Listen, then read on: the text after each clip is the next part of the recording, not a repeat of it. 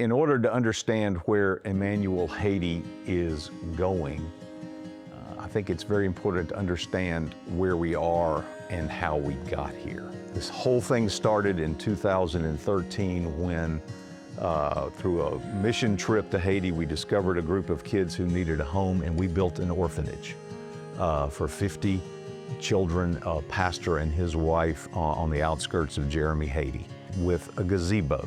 And from the very first trip, that simple gazebo was the gathering spot for worship, for fun, for VBS lessons, and to Haitian children praying over us as a group of Americans. And what a special place it was. From there, we built a church, and the money, again, for the church, for the orphanage, was all given anonymously and all given to the glory of God. And that church, we thought was it. That's what we're supposed to do, is build one church. As it turns out, God had other things in mind, and we now, as we speak tonight, our 35th church is under construction. From there, we faced the challenge of a hurricane, Hurricane Matthew, that leveled almost everything we had built, but did not harm the children.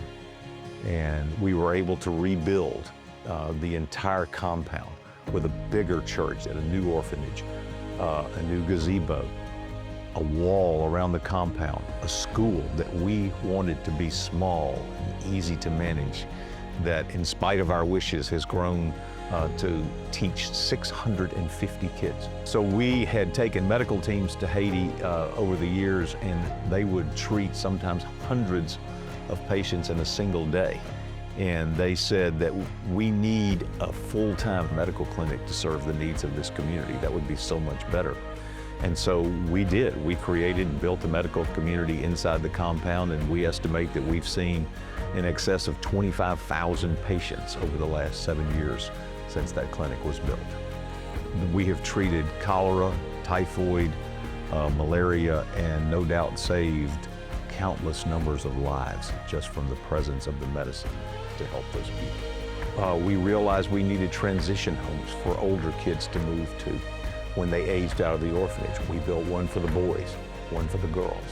We realized there were no jobs, and therefore we started small businesses to help create jobs, whether it was a sewing business, a bakery business, moto taxis, to provide jobs for these children.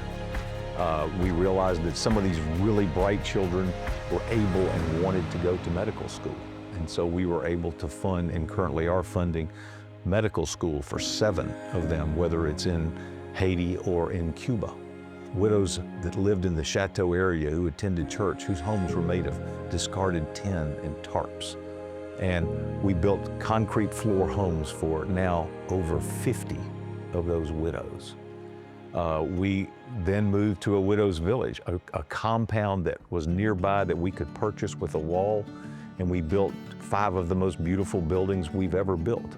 And it now houses 20 widows who received microloans and are now providing for themselves in a community of fellow widows. There was a radio station for sale, and we partnered with another organization, and we bought a 24/7 Christian format radio station that reaches the entire country of Haiti, 12 million people. Throughout all of this, the blessing, the secret sauce, the icing on the cake has been watching those children grow, watching the transformation of those children from dirty, abandoned, hopeless children into thriving young people. And we haven't been able to do any of this without partners both here and in Haiti, who we can trust, who are generous, who help, and without the help of Mount Carmel, who covers all of our overhead expenses. And so 100% of every dollar given to Emmanuel winds up on the ground in Haiti. So why are we here tonight? It is what we think is exactly where God intended Emmanuel to be, ready to receive what is coming. And what you've seen in the news is the disintegration of order in the capital city of Port-au-Prince, and hundreds of thousands of refugees appearing all over the island, fleeing with nothing but the clothes on their back and a few meager possessions. Parce que, premièrement, je ne suis pas de On jusqu'on y a là, ça te mène à vivre dans l'autre vie. Parce que c'est bon Dieu dans celle-là. Deuxièmement, c'est pas me c'est pasteur Honoré. Ouais, mais tout ça fait parce que le professeur bien travaille tout. Et tout les abeilles moi j'en pile tout. À cause des pas choqué que nous recevoir au niveau de l'école là, c'est comme si des cadeaux ça vraiment important. Mettez tout moi-même dans bon Dieu pour me vivre ensemble avec. Ma petite pasteur m'a pile merci ensemble avec tout compagnons yo, fait un pile bagaille pour nous. Nous disons merci en pile par la case de Jésus.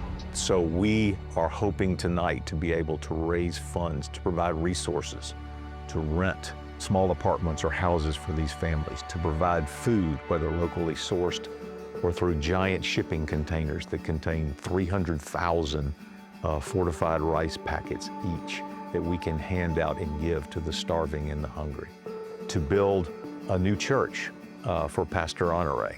Honoré wants to call it the Grand Tabernacle, but it simply means the presence of God. And we're also going to create Emmanuel 2, as we call it, which is simply another transition home where the boys who age out of the orphanage could go, allowing the older girls to stay.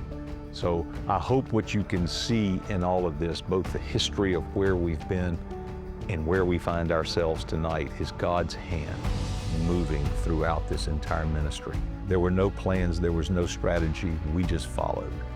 And I think what we've learned is we pray, we listen, and then we respond. And that's what we've done to every single calling He has laid on us. And we've seen the blessing of Emmanuel get to where it is today. So we just pray and hope that you will join us tonight in that effort. Help us do what needs to be done next. Because who in the world are we to question or doubt what God's up to?